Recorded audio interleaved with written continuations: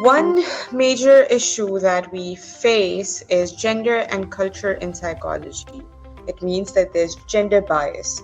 What do we mean by this if we don't read this statement itself?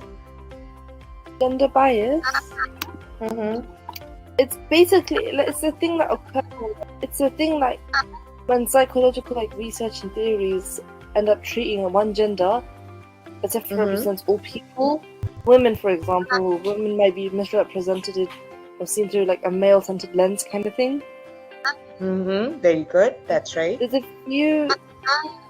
a specific word, I think it is. I don't remember. It's andro something, and it basically means that the male experiences are treated as the normal. That shows how research often uses male participants and uses those findings and applies it universally, not only to men, kids, elder people, but also women. Very true. You're right. Absolutely right.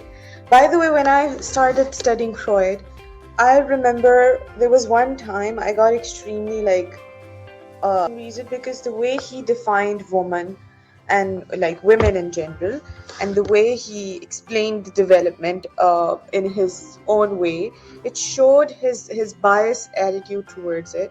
And I don't know, maybe it's just my feeling personally, but then I had to read somebody else to just overcome that feeling.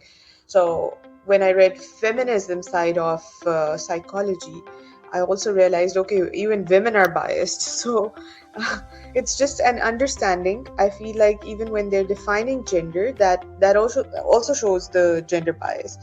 And you're very right about the word. I'll go step by step to that words.